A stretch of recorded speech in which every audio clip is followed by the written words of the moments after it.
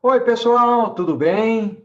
Mais uma vez retornando aqui com o famigerado ou a famigerada prosa com Bertaglia. E hoje nós estamos trazendo um tema bastante significativo para as organizações, que é desmistificando aí o VMI, desmistificando o Vendor Managed Inventory, ou o estoque gerenciado, administrado aí pelo fornecedor.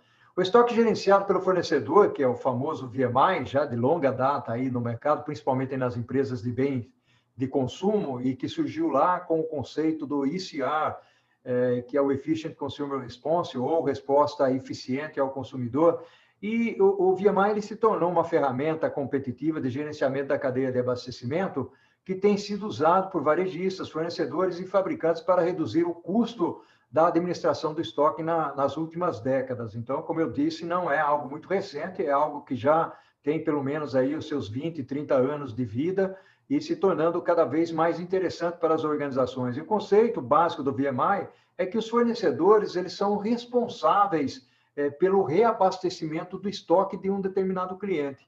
Os níveis mínimos de estoque, tamanho de lote, pedidos de fornecedores, são três daqueles elementos que são essenciais, eles são chaves e que estão aí associados a esse modelo que é projetado para trabalhar nos processos, principalmente de cumprimento de pedidos de uma organização.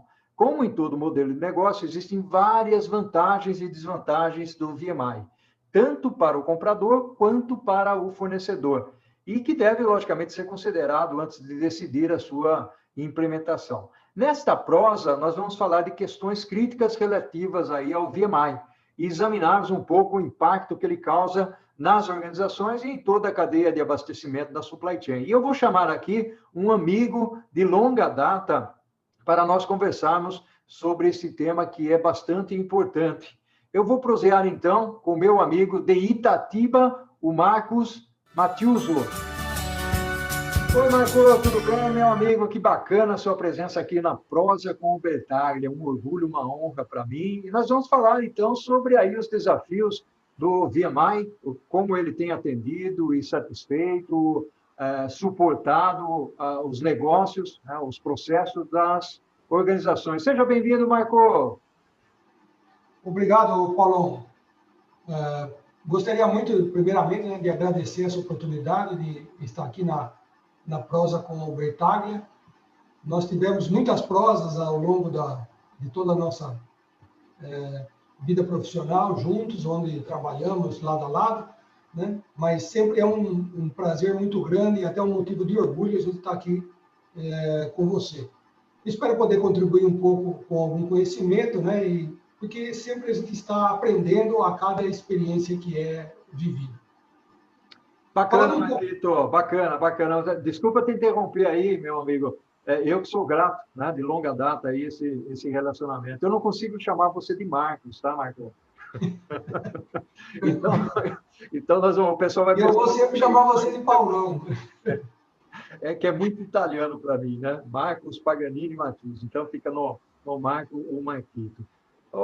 Marcos, vamos falar aí, vamos discorrer um pouco sobre o VMI aí, usando a sua experiência. Vamos lá.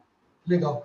Acho que eu queria fazer uma abertura, até você colocou bem aí o início do VMI, ele vem da década de 90 nos Estados Unidos e começou com a grande cadeia de varejo, que era o Walmart na época, né? E o Walmart puxou isso para toda a indústria de bens de consumo, né? O propósito era, e continua sendo, né, a resolução de um problema que é um problema até mais antigo, que é um problema muito antigo da indústria, que é a gestão de estoque, né? Reduzir níveis de estoque ao longo da cadeia de abastecimento é uma meta de toda organização, né? Porque estoque é um capital parado, né? E aquele conhecido, até famoso indicador, né, do ciclo de conversão de caixa, ele tem lá nos inventários um dos componentes e é penalizado, né, à medida que o estoque aumenta, o ciclo de conversão de caixa também aumenta, dificultando aí o capital de giro da empresa. Então, o VMI é uma das ferramentas que vai tratar essa questão, né? Um outro aspecto importante do VMI é que ele, que você também bem colocou no início aí, é que ele ele passou a ser uma inserção dentro de um contexto um pouco mais amplo, que é o chamado ECR, né, do Efficiency Consumer Response, né? Então, ele não é só uma questão de estoque, mas também ele é uma solução que vai atuar no pilar do abastecimento, né? Que, inclusive, você bem aborda isso no teu livro aí de gerenciamento da cadeia de abastecimento, né?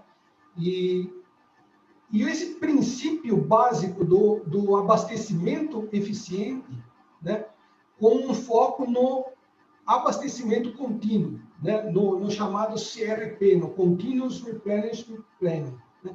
Então, ele vai um pouco além da questão só do estoque. Ele passa a ser algo que tem, inclusive, impacto para o próprio consumidor.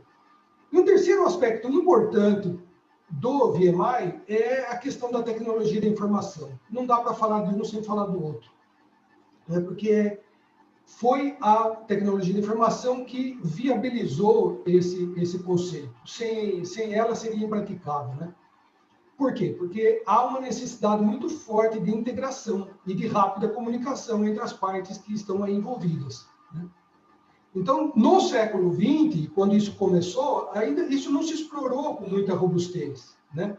Por quê? Porque os ERPs, eles estavam se consolidando ainda, né? Eles se consolidaram fortemente na primeira década do século XXI, né? De 2000 até 2005, 2010, em alguns casos, mas ainda na década de 90 já foram feitas as iniciativas. Mas foi com o advento da internet e de melhores condições de comunicação que o VMI pode se tornar uma solução consistente.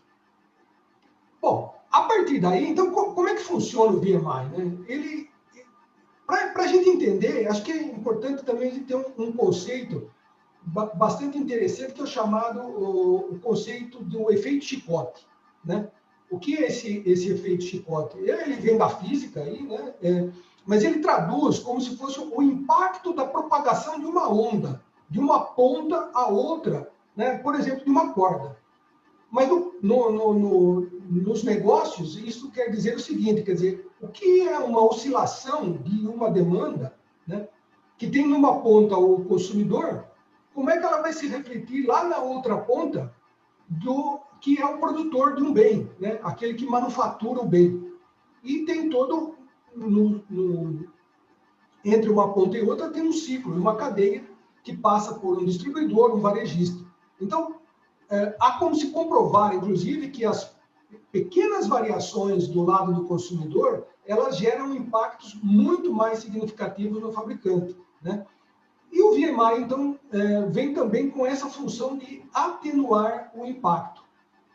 Resumindo, a gente acaba vendo que o VMI ele é uma ferramenta do vendor, do fabricante, mas ele tem resultados positivos tanto para o fabricante, como para o varejista, o distribuidor e também o próprio consumidor, né?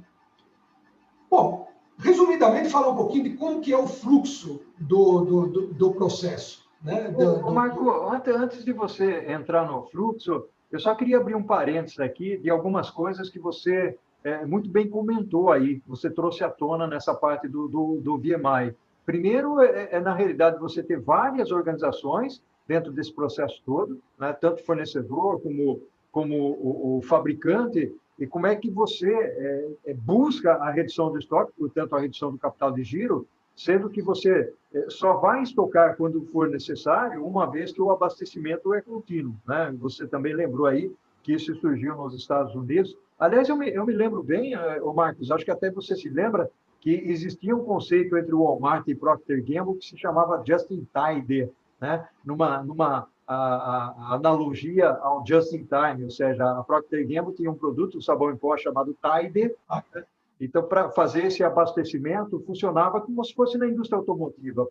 A partir do momento em que você tinha a necessidade ali na gôndola ou nos estoques, isso era enviado para o varejo. E esse é um ponto bastante crucial, bastante interessante, que você mencionou, que são duas empresas que criaram esse conceito. Eu lembro que quando eu estava na Unilever ainda, nós chegamos a implementar o VMI com alguns clientes nossos, supermercados principalmente, e você lembrou bem, não dá para desagregar a tecnologia, né?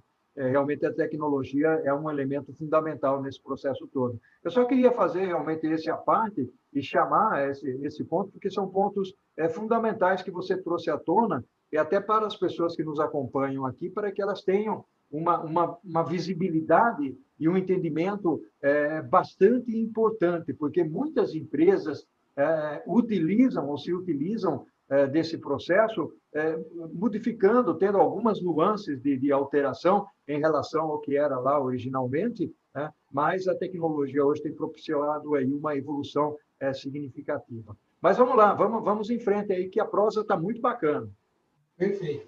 Vamos lá. Então, falando um pouco de como que é o fluxo, tentar ser sucinto nisso, imagine que o processo começa quando o consumidor adquire um produto. Né? Se o consumidor adquire um produto lá no ponto de venda, o próprio cliente precisa repor o estoque desse produto.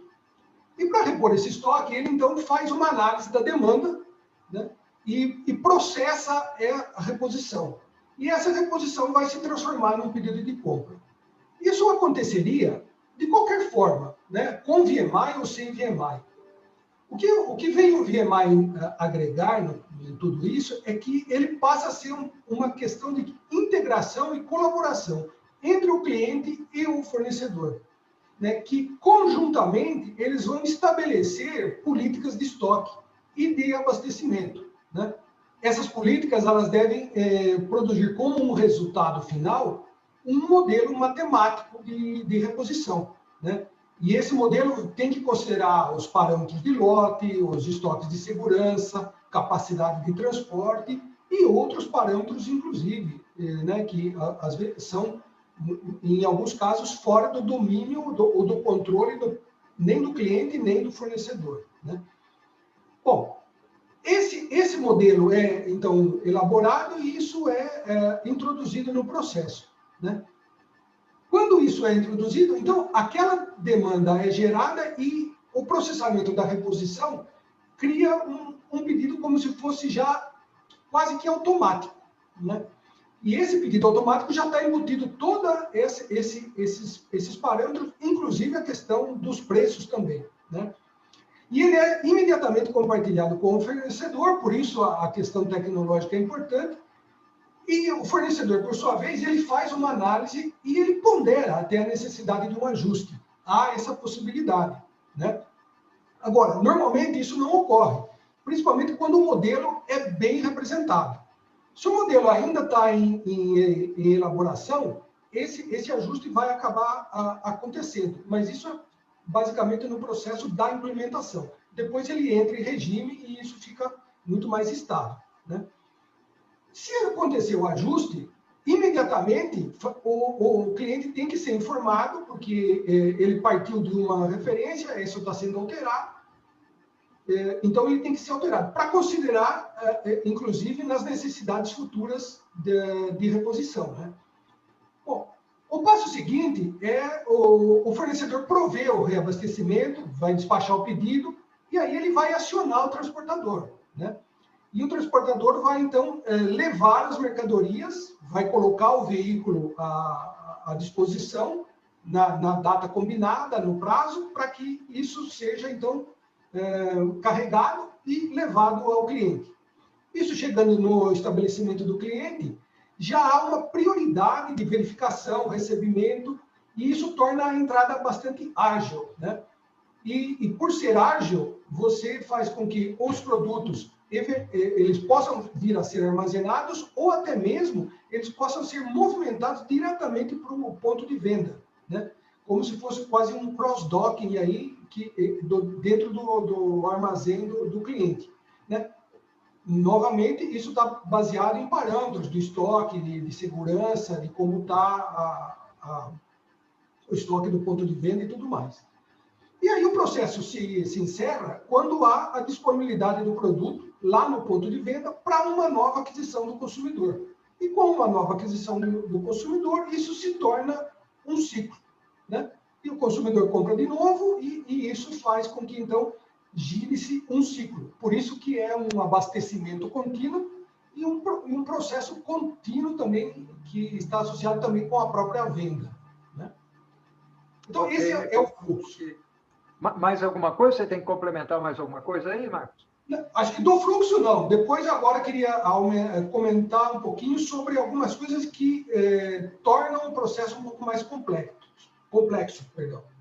Tá, ok. Porque vamos fazer o seguinte, Marcos, eu divido aqui em dois tópicos. Então, nós estamos finalizando o primeiro tópico aqui, a primeira fase do nosso bate-papo, da prosa aqui, e eu queria ir para um segundo tópico, onde a gente fale rapidamente dessa complexidade, mas eu gostaria de explorar um lado do VMI que é bastante interessante, embora alguns pontos você já tenha, de alguma maneira, tocado, que seriam os benefícios, as vantagens de se ter a implementação do VMI para diferentes tamanhos de empresa. Então, vamos tomar uma aguinha, vamos tomar um café aqui, Marco, e vamos para o segundo tempo, pode ser? Uau, que fantástica que está sendo essa prosa com Bertaglia aqui, falando de um assunto que, embora seja um assunto antigo, mas continua sendo bastante moderno, bastante atual para muitas das organizações. O Marcos, eu gostaria que você explorasse, então, agora, conforme você comentou no final do primeiro bloco, sobre a complexidade do VMI, e depois nós passamos para conversar, para prosearmos aí sobre os benefícios do uso do VMI. Tudo bem? Vamos lá? Vamos lá. Então, a questão da complexidade, acho que são dois pontos que eles também se tornam, de certa forma, benefícios à medida que o VMI viabiliza a possibilidade dessa complexidade. Então, um deles é a entrada de... A gente falou de fornecedor e de varejista, mas quando a gente está falando de pequeno varejo, existe uma figura que é o distribuidor. Então, o produto não chega lá na gôndola do pequeno supermercado, do empório e tal, diretamente do fabricante. Ele precisa passar por um distribuidor. Então, você tem mais um elo na cadeia. E aí, quando você tem esse elo na cadeia, a mais, isso gera-se maior complexidade. E aí, o que acontece? A liderança desse processo quase sempre vem para as mãos do fabricante, né? E o fabricante puxa isso, fazendo com que o distribuidor ele atue mais como um facilitador. E o fabricante, inclusive, vai ter informações diretamente do ponto de venda, né? Sobre as previsões de consumo e a demanda. Então, não é a demanda específica só do distribuidor, mas sim lá do ponto de venda do pequeno varejo. A segunda complexidade é quando você tem vários pontos de expedição e de vários pontos de recebimento, ou seja, quando você tem operações descentralizadas. Então, essa descentralização também torna o modelo mais complexo e essa complexidade faz com que o modelo matemático tenha que ser representado, tenha que levar isso em conta. Então, essas duas questões de complexidade, elas são, de alguma forma, benefícios do VMI, porque sem VMI, isso fica mais difícil de você gerenciar por si só. Então, o VMI, tendo isso, ele facilita a gestão dessa complexidade. E aí, outros benefícios bastante importantes, eu acho que além da própria questão da redução dos níveis de inventário, né, o custo do processamento do pedido, né, ele também se reduz. E por quê? Porque em ambas, ou em várias organizações, se a gente está falando de distribuidor na jogada também, diminui a agilidade, né, e a melhor qualidade da informação vai fazer com que esse custo seja reduzido. Então, e isso pode ser mensurado, né, em reais, em dólares, ou o que for, por cada uma das transações, né? Um outro aspecto, uma outra vantagem muito interessante é que você quase que elimina a chamada ruptura de gôndola, que é a falta do produto lá na ponta para o consumidor comprar naquela hora que ele está ali passando com o carrinho do supermercado dele, né? Então, você cria melhores condições para que não haja essa falta de produto. E isso vai até gerar mais satisfação para o próprio consumidor, né? E alguns benefícios são mais intangíveis, né? Por exemplo, a visibilidade, que ela é ampliada, ela permite um melhor monitoramento, a ação e a correção das partes envolvidas, ela é mais assertiva, né? Mais direta. E isso faz com que a organização ganhe velocidade e consistência, né? O nível de satisfação, especialmente do consumidor, que vai gerar uma fidelização, também aumenta. Porque como ele não vai ter problema de perda, né? Ou chegou lá no supermercado e não encontra aquilo que ele quer, ele volta naquele supermercado porque sabe que aquele supermercado tem aquilo que ele precisa, sempre, né? E isso, então, pode se tornar uma vantagem competitiva para o fornecedor, né? Então, o fornecedor explora isso, mesmo que ele tenha um gasto inicial no processo de implementação, ele vai explorar isso como uma vantagem. E também a colaboração gera melhorias indiretas, né? E essas melhorias vão se dar ao longo da cadeia. Marcos, você comentou aí anteriormente um assunto bastante interessante, e eu estou aqui pensando rapidamente, porque nós falamos do conceito do Vendor Managed Inventory, aí o VMI, que é antigo, né, do século XX. Poxa vida, falar do século XX ser antigo é meio estranho, né?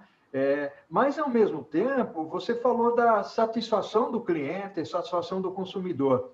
E hoje nós sabemos que existe aí, evidentemente, uma reação e uma vantagem estratégica por parte de organizações. Eu digo reação porque todos estão caminhando nessa direção da experiência do cliente.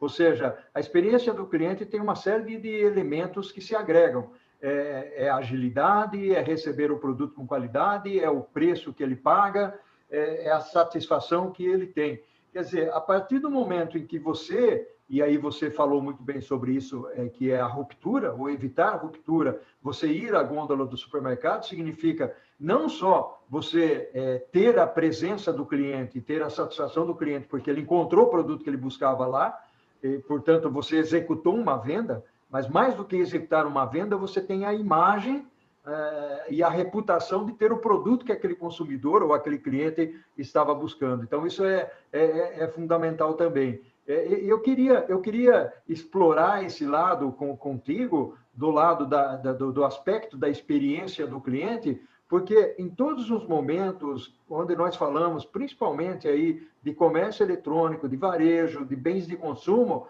aparece muito forte a presença e a expressão do atendimento ao cliente, né, Marco? Então, quando você fala aí dos benefícios do VMI, ele atende a essa necessidade nos diversos tamanhos de organização. Estou correto aqui? Sim, sim. O VMI, se for fazer uma analogia, eu diria que, em alguns aspectos, o VMI ele é parte da infraestrutura. É como numa cidade eu falar de saneamento. Quando você está na sua casa, o que você quer? A hora que você entra no banho, abrir o registro e tomar um banho gostoso, né? A hora que você for lavar a mão e depois, a hora que você for usar o banheiro, você quer que isso vá e, se possível, chegue numa estação de tratamento de esgoto e tudo mais. Você não vê nada disso, você só usufrui do quê? Da água, né? O VMI, ele também trabalha por trás dessas coisas. Então, o consumidor, o que é a satisfação para o consumidor? É ter o produto. É ter o produto num bom preço, na hora que ele precisa, né? Então, e isso vale tanto na hora que ele está com o carrinho no supermercado, que muitas vezes a compra pode até ser impulsiva, como também numa compra até mais planejada, quando ele está fazendo isso via comércio eletrônico, né? Então, nas duas situações, o consumidor quer ter o produto, quer ter o preço e quer ter essa questão da qualidade. O VMI está por trás, ele está na infraestrutura suportando esse tipo de coisa. coisa, né? Então, tanto as organizações que estão ali, né, dispondo aquele produto se beneficiam por conta disso. Né? Então, acho que ele é uma ferramenta, eu chamaria uma ferramenta de infraestrutura, né? Se fosse generalizá-la de alguma forma. Tá? Não, bacana, bacana, Marco. Eu gostaria agora, porque nós permeamos um pouco falando de fluxo do VMI, falando de benefícios do VMI, definindo o VMI, um pouco da história dele, da relação Procter & Gamble, Walmart, como é que isso nasceu. Nós falamos do ECR, né, Efficient Consumer Response. No entanto, a gente sabe que as coisas não são tão fáceis assim. Portanto, existem os desafios. E eu tenho certeza aqui, eu sei que você deve ter encontrado esses desafios nas suas andanças e implementações aí dos VMIs. Eu digo VMIs porque quando você trata clientes diferentes, né, um varejo diferente, na realidade, cada um é uma situação, ou seja, tem todo um processo de convencimento, a história do perde-ganha, do ganha-ganha. Eu me lembro muito bem das desconfianças que existiam lá atrás em relação à implementação do VMI, e hoje em dia não deve ter havido uma evolução, ou não é muito diferente do que era naquele tempo, embora, logicamente, as pessoas se conscientizaram um pouco mais dessa necessidade. Mas eu gostaria, Marco, que você se aprofundasse, se embrenhasse um pouquinho nessa parte aí dos desafios. Perfeito, Paulo. Você tocou num ponto-chave aí. Que é a questão, a tecnologia avança, né, muito mais rápido do que o comportamento humano. Né? E então a tecnologia já não é mais restritiva, ela não é um ponto de dificuldade como foi lá no início dos anos 90. Né? Porém, a confiança, né, é um pilar que ainda está em construção. Né? Então, confiar nas partes, porque isso envolve muita colaboração, né, é algo que ainda está em construção. Então, quando se fala de grandes organizações, isso é um pouco mais fácil de lidar, porque há uma padronização maior de processos, há pessoal mais especializado nisso. Então, isso vai se rompendo, né, vai se quebrando os paradigmas antigos, e a maturidade vai se dando com mais consistência. Quando a gente baixa isso para o pequeno varejo, para o pequeno negócio, isso fica um pouco mais difícil. Mas o que a gente vê é que hoje, você tendo âncoras, né, principalmente no comércio eletrônico, né, você tendo como é o exemplo aí da Lojas Americanas, da Magazine Luiza, que eles estão capitaneando uma quantidade imensa de outras empresas que estão fazendo a venda. E eles emprestam a confiança. Né?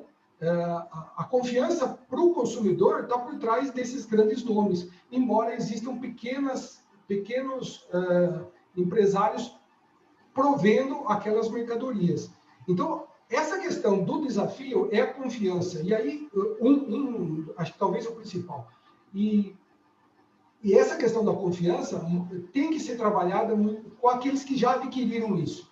Então, essas grandes empresas prestam um serviço, não é só uma questão de lucro, mas eles acabam prestando um serviço à comunidade, à sociedade como um todo, por conta de passar esse know-how e de serem aí âncoras, esteios do processo. Né? Mas eu gostaria de explorar um outro ponto ainda, que também é desafio, que é o incremento de interlocutores. Né? A gente acabou de falar de comércio eletrônico, falamos de distribuidores, e há possibilidades de isso se ampliar, porque a economia, né, a economia compartilhada, ela é uma coisa do século XXI, não é do século XX, mas ela é e veio para ficar, ninguém vai fazer com que isso volte para trás. Né? Então, ela é inevitável, e ela faz com que essa gestão fique mais complexa. Então, os modelos matemáticos também vão ter que se sofisticar e além da questão dos modelos matemáticos se sofisticar, seja no aspecto dos bens, dos recursos, dos serviços, você vai poder, necessariamente, você vai ter que contar com mais parcerias. E contar com mais parcerias significa incremento de esforço de gestão. Mas você também bem colocou uma palavra aí importante. Se a relação não for ganha-ganha, ela não se sustenta. Esse é um aprendizado. Né? Não importa se é grande contra pequeno, né? Ou pequeno contra grande, se a gente ficar usando um contra o outro, não vai dar certo. A gente tem que pensar que é um ganha-ganha. E aí, óbvio que talvez alguns ganhem mais do que outros, porque vivemos a relação de competitividade continua presente.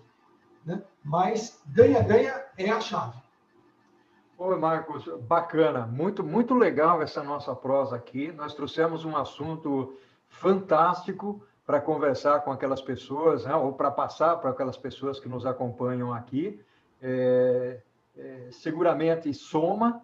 Uma das coisas que eu falo aqui, Marcos, é o seguinte: não é porque nós somos de supply chain, de logística ou de RH, que certos temas não devam ser discutidos, debatidos ou desbravados, né? Então, aqui no Prosa ou nesse canal, nós trazemos diferentes conteúdos. E você trouxe um conteúdo riquíssimo, um conteúdo que serve de direcionamento para distintas empresas, para entender como é que é o funcionamento disso. Então, são conceitos que nós precisamos ter a consciência de que eles existem e que podem, de alguma maneira, ser implementados, nem que seja para fazer algum tipo de adaptação, mas é um processo fundamental na cadeia de abastecimento. Marcos, eu agradeço de coração a sua presença aí, né? É uma honra, um orgulho muito grande. Um abraço, né? Um abraço virtual. Embora nós estejamos aqui na mesma cidade, nós não nos vemos. E olha, vou dizer uma frase aqui. Falaram para mim que o Covid ele corre atrás dos velhinhos. Então, é bom a gente ficar em casa, quietinho, né? Se cuidando, para evitar surpresas. Marco, um abração ao infinito e além. Tudo de bom. Valeu, Paulão. Muito obrigado. Um grande abraço para você. Mais uma vez, obrigado por essa oportunidade. E para a audiência, o que eu posso dizer complementar? Esse processo, assim como outros tantos, precisa de perseverança. Não desistam. Ele pode ser lento, ele pode ser, às vezes, espinhoso, mas para fazer acontecer, a gente precisa, de fato, suar a camisa. Né? Então, tem que ter perseverança, não desistam e vão em frente. Um forte abraço, Paulo, e a todos aí da prosa, que participam da Prosa Convertável. Bacana, Marcos. Pessoal, se inscrevam no canal. O canal já tem aí muitas dezenas de vídeos para serem assistidos dos mais diversos temas possíveis, ok? Muito bem. O que fazemos em vida ecoa pela eternidade. Tchau, Marcos. Falou, Paulão. Tchau mesmo.